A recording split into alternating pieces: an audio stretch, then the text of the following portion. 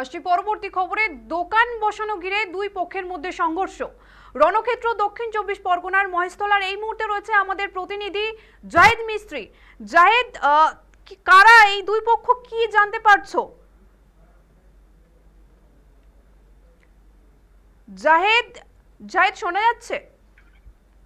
হ্যাঁ, শোনা যাচ্ছে, একদমই শোনা যাচ্ছে।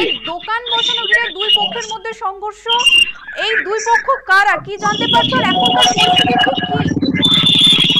একদমই দেখো, যে দুই পক্ষ আমরা জানতে পাচ্ছি দুটো গোষ্ঠী, সেই দুটো গোষ্ঠীর মধ্যে কিন্তু এই দোকান বসানো নিয়েই সংঘর্ষ হয়েছে, এমনটাই কিন্তু আমরা দেখতে পাচ্ছি। এবং এই যে দুটো গোষ্ঠী, এক গোষ্ঠীর দোকান বসানো ছিল এবং অন্য গোষ্ঠী সেখানে জোর করে দখল করে দোকান বসাতে যাচ্ছিল এবং তারপরেই প্রথমে ঝগড়াঝাটি, অশান্তি সৃষ্টি হয় এবং কিছুক্ষণের মধ্যেই কিন্তু সেই অশান্তি রণক্ষেত্রের আকার নেয় এবং দুই পক্ষের মধ্যে প্রথমে হাতাহাতি এবং পরে ইট বৃষ্টি শুরু হয়।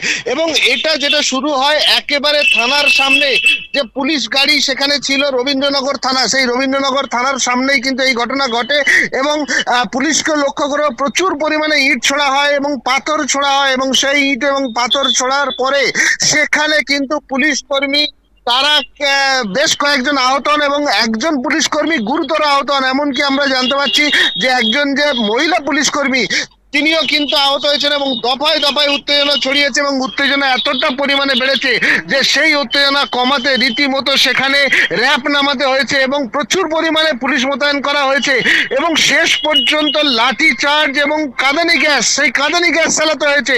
যে উত্তেজিত জনতা যেভাবে তারা ইট বৃষ্টি করছিল এবং তাতে পুলিশ কর্মী আক্রান্ত হয়েছে, পুলিশের একটি বাইকে আগুন ধরিয়ে দেওয়া হয়েছে, এমনটাও কিন্তু খবর পাওয়া যাচ্ছে। এবং পুলিশের যে গাড়ি, সেই গাড়ি লক্ষ্য করে ইট মারা হয় এবং পুলিশের গাড়ি ভাঙচুর করা হয় এবং উত্তেজিত জনতাকে দমন করতে কিন্তু পুলিশকে লাঠি চার্জ করতে এবং সেই সঙ্গে কাঁদানি গ্যাস চালাতে হয়।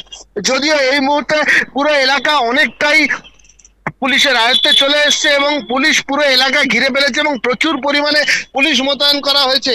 এবং এই ঘটনায় সেখানে পৌঁছে গেছেন এডিজে দক্ষিণবঙ্গ সুপ্রতিম সরকার, ডিআইজি প্রেসিডেন্সি রেঞ্জ আকাশ মাগারিয়া সহ ডায়মন্ড হারবার পুলিশ জেলার প্রচুর পরিমাণে পুলিশ বাহিনী এবং একাধিক পুলিশ আধিকারিক কিন্তু এই মুহূর্তে সেখানে রয়েছেন এবং এই যে পুরো ঘটনা, সেই পুরো ঘটনার তদন্ত শুরু করেছেন। তবে আমরা দেখতে পাচ্ছি এই মুহূর্তে কিন্তু সেখানে পরিস্থিতি অনেকটাই স্বাভাবিকের পর্যায়ে চলে এসছে এবং বেশ কয়েকজনকে হয়তো আটকও করা হয়েছে, এমনটাও কিন্তু আমরা দেখতে পাচ্ছি। ধন্যবাদ জাহিদ।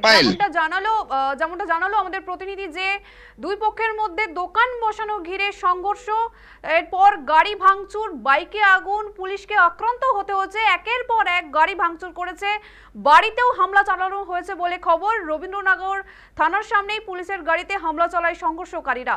দফায় দফায় উত্তেজনা ছড়িয়ে পড়ে, থানার সামনে বাইকে আগুনও ধরিয়ে দেওয়া হয়।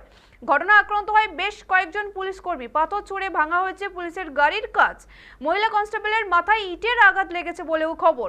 পাল্টা পরিস্থিতি নিয়ন্ত্রণে আনতে টিয়ার গ্যাসের শেল ফাটিয়েছে পুলিশ। অবশেষে ঘটনাস্থলে মোতায়েন করা হয়েছে বিশাল পুলিশ বাহিনী।